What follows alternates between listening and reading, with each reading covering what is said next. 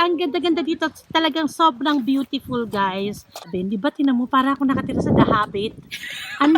So, yung pinakang guest room nila, Daddy Yo. Tapos, yun pa yung pinakang bahay. Oh, pinakang cabin pa. So, yun yung view, guys. That's the view. Daddy Yo cannot open it. It's too antique. Ang cute lang niya. I love it. I love this hook. The bed is comfy. Tapos, very comfy daw, sabi ng pamangkin ko. Yun, no. What's this said? The attic is cell.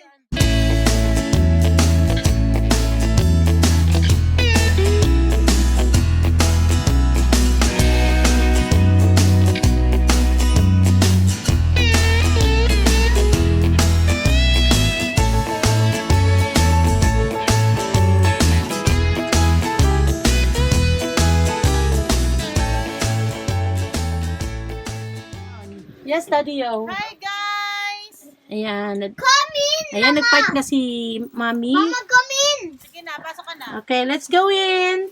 Ang bubong ito lang siya, oh. Hawak-hawak ko lang yung mga ano. Pero cute siya. Talagang I love it.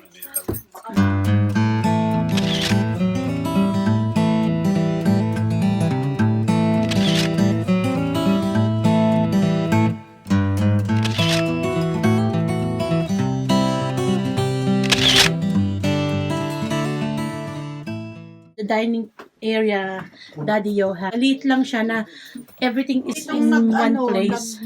Ang liit din na kanyang lutuan, no? Cute. Pero at least kompleto siya. May oven, chimney, yan. Dito kwarto. Ito na kami, ganyan kami kasikip ngayong nandito. Pero super cute. I love it. Kasi yung iba doon. Tingnan niyo yung kwarto nila. O, yan o. Yung kwarto. Bata may bahay. So, meron din naman silang lagay ng damit. Tadaan! If you are here, you will find it super cute. Kasi old style siya. Maliit na everything is around the corner. Look at the window. It's really an old style window. Look. Ouch! Nauntog ako. Yan na nga ba sinasabi ko eh. Diyan o, nauntog ako. Oh, grabe naman. How do you like it? It's very nice. How do you find it here? After grown up, I like the place. You like the place, okay. Candle holder. I don't know from what year is this, but I like it. Even the candle itself. Look at that, guys.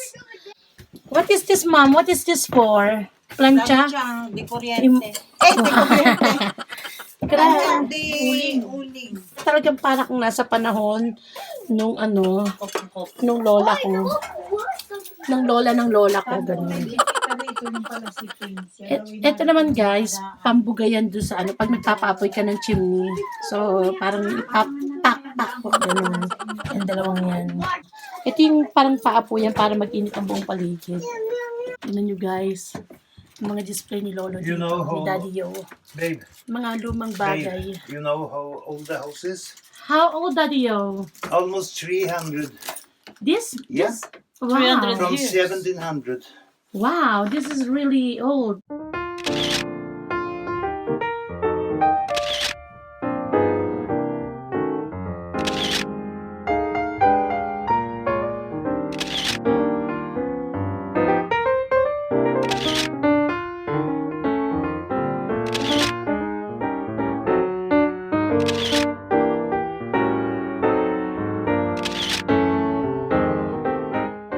Ito cute na to na mga lalagyan. Very organized naman siya. So, sabi dito sa mga lalagyan na to guys, ito lalagyan ng potato. Yung harina na gawa sa potato. Ito daw ay asukal, suker. Dito ay rice. So, ibig sabihin dito ay rice. Harina is betamel. So, ingefar. So, ibig sabihin, luya. Panglagay sa ricado, sa pagkain. So, ito pepper. So, alam nyo na yon, paminta. Nakakatuwa yung organizer na yan. Lalagyan ng candle. Oh, cute.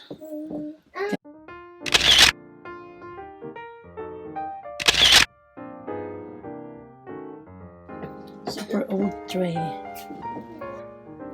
And look at the ceiling. Ang cute, diba? Ang cute ng ceiling.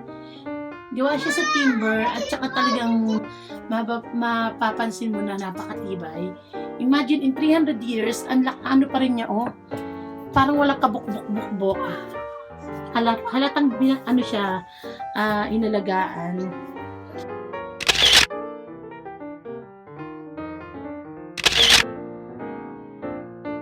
mga sandok na lutuan. Yan. Ito din, lagay ng mga kung anik-anik nung araw. So, mga lumang bagay. Thermometer. Mga sandok-sandok. Lagay ng candle.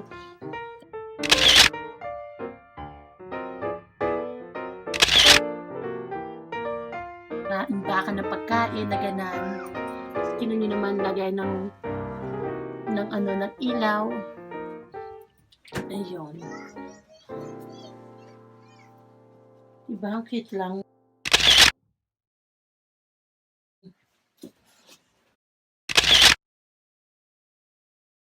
This is a really, really old posporo. Antique. So, it's a valuable. Verde daw nakalagay. So, kaya dito lang siya nakalagay. Hindi siya pwedeng galawin. I mean, hindi siya pwedeng ibenta ni Lolo kasi antique. Maging ito, guys. Alam niyo kung ano to?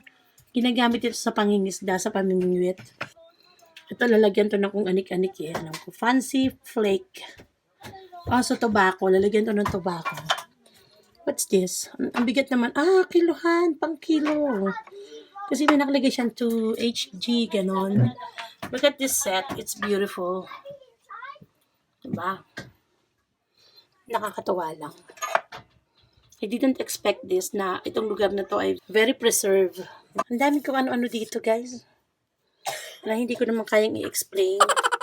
Kasi hindi pa ako pinapanganak. Maging ang nanay ko. Hindi ko alam kung anong purpose na itong pagulong-gulong na to, guys. Pero I have a feeling na pang ano ng tinapay. Hindi ako sigurado. May pangalan ng nanay ko, pinalagyan ng pangalan.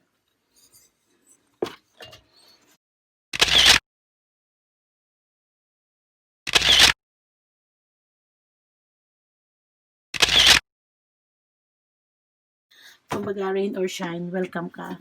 Ayan, mga gamit ni Lolo na pang karpintero na nakasabit lang sa labas ng pinto. If you're coming here in bad weather, rain and bad weather, you sit here. Yeah. If it's sun and good weather, you go around the corner and sit there.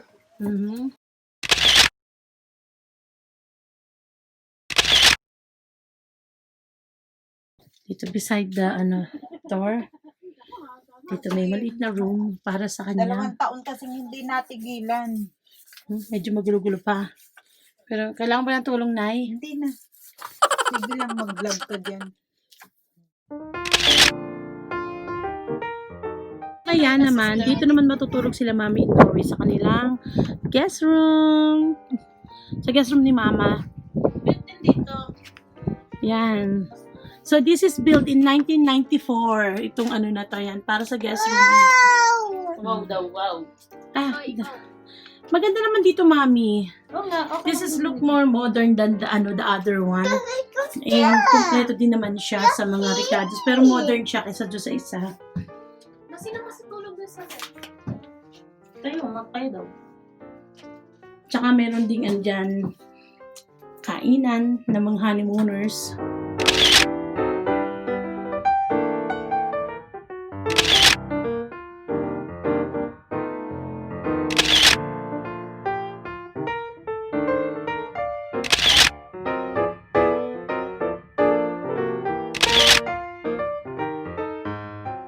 Si Daddy Yo, guys, dito daw ang kanyang sitting place kung saan siya nagre-relax every time. So kasama natin si Mom in Norway tsaka si Bjorn.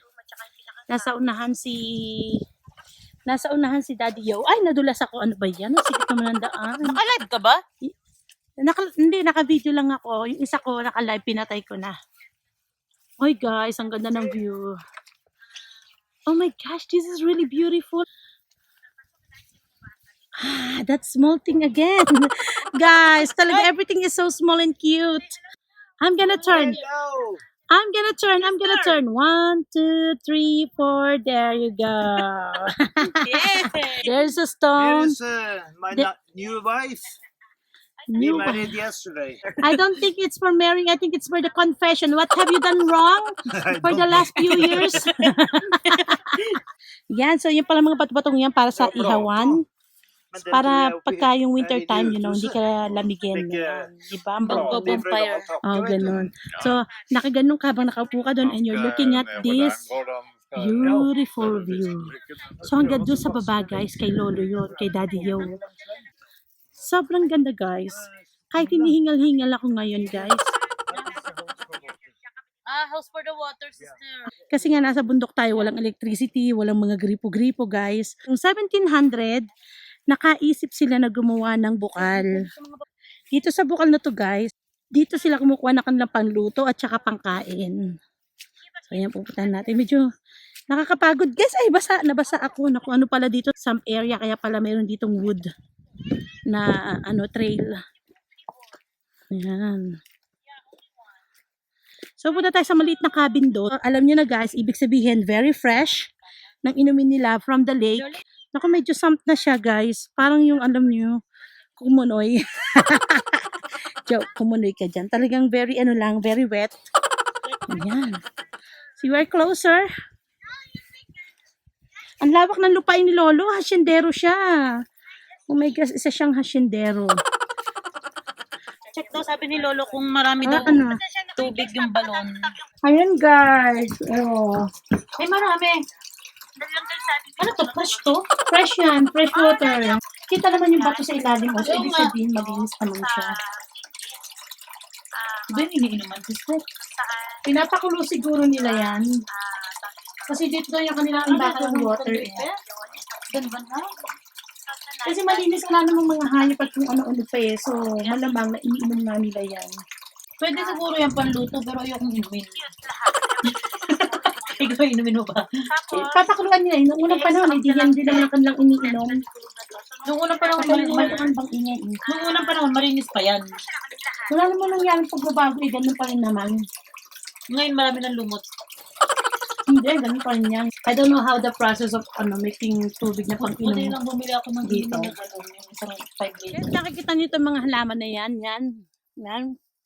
Later, guys, mga bandang siguro mga August or July, magbubunga po yan ng blueberries. So, wild blueberries, guys. Sa mga violet na. Napakasarap nung kainin. Tapos may mga cotton eh, no? Mga ano, violet. Mga cotton, guys. So, may mga cotton dyan sa paligid. Ay, hot sister, ang sarap maligo. Ligo mong babaw. Sana lang magawan to ni Lolo ng paraan. Pero medyo magastos yun, guys. Nagawan dito ng parang paliguan. Pero look at the water. It's really beautiful and clean. Pwedeng paliguan, sister, dito, oh. Kasi mababaw siya. Pang-pang. Nababasa naman ako. Pang-pang.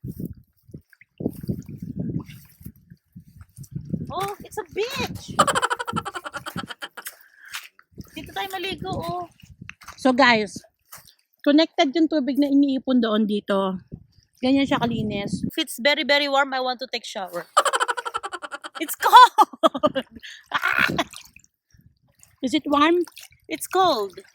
Ay, napakalamig eh. Sa kikipos. Ang galing sa balon na ipunan ni Lolo ng tubig. Dito dito, kasi para siyang mayroong batis eh. Tapos, ginawa niya ng dagusan doon para reservoir. Tapos, Reserva. reservoir. Tapos, may palabas yung papunta dito sa lake. Reservoir. Strawberry, ang laki. Halika. Guys, may nakitang wild strawberry si Mommy. Hindi. Kala ko strawberry. Ito, mga blueberry. Hindi siya strawberry. Ano, maraming harvestan ng wild Berries. blueberries. Wild berries. Kasi meron ditong yud bar, may Iba-iba. bar, may So, may raspberry. blackberry, raspberry, lahat ng klase ng mga berries meron. Tignan natin dito. Different kind of berries. Maganda sana maglakad-lakad, kaya lang masyado siyang sump area yung gitna. Nababasa yung pa. Ako, look at my feet. Basa na siya. Diba? Hindi ka kasi magkapatos. Parang ang sarap maligo, guys, pero huwag niyong tangkain kasi nasa tuktok tayo Napakalamig. ng bundok, napakalamig. Nagpa-practice na, baka gusto na niyang mamaya sa lake. Do you want to try it later in the lake, Christian? Yes, Do you know how to use it? yes, just do like this. Just like that. Okay. And then ang kanyang passenger I see Yvonne.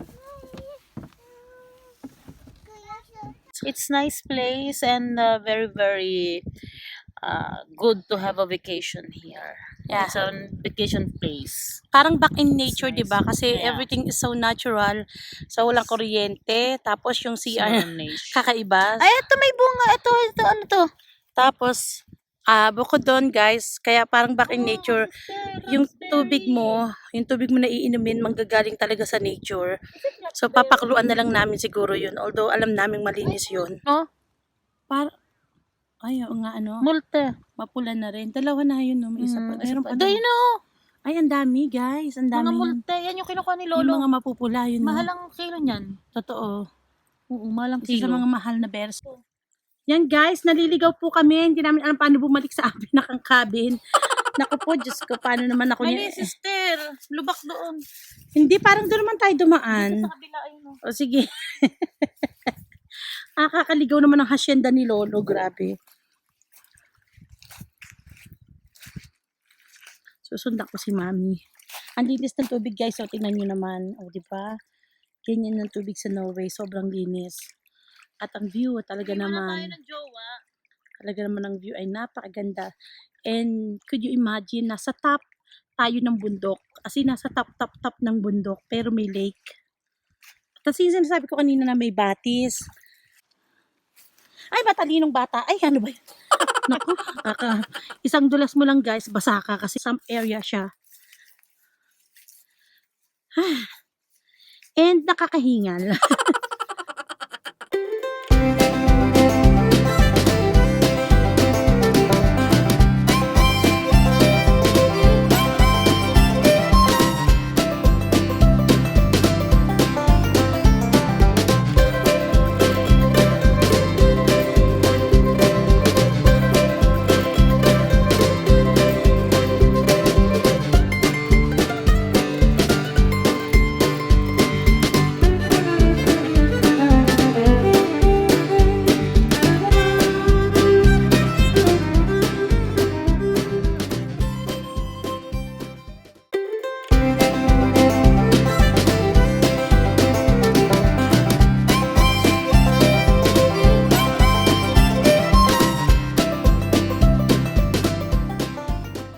Pwede magpa-appear Hingal ako.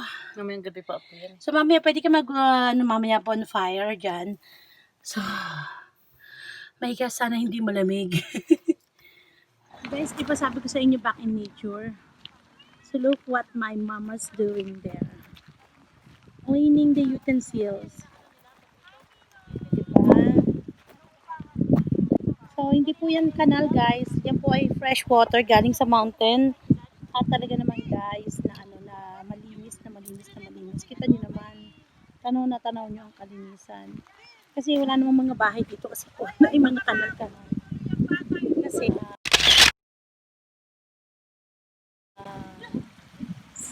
lugar na kung saan ang mga tao pupunta ng for vacation. Summer vacation or winter vacation.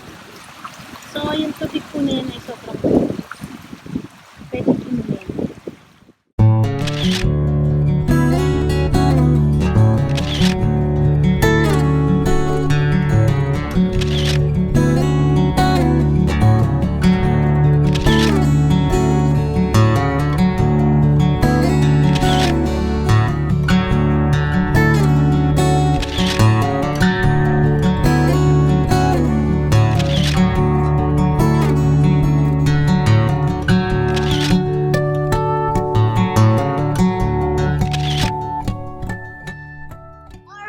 To be the cabin boy.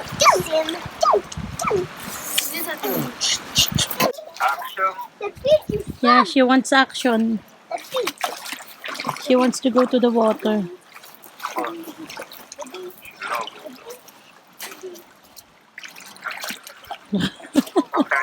It's like she is not cold.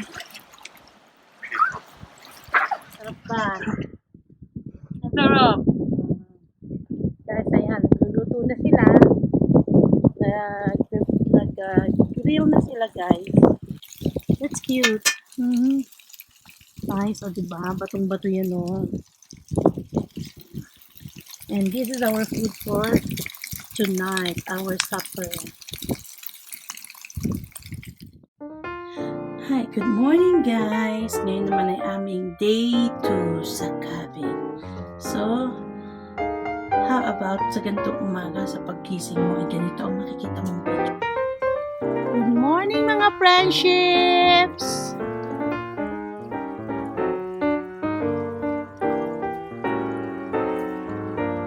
And today, we're preparing for breakfast. We're going to have our breakfast here in the front house.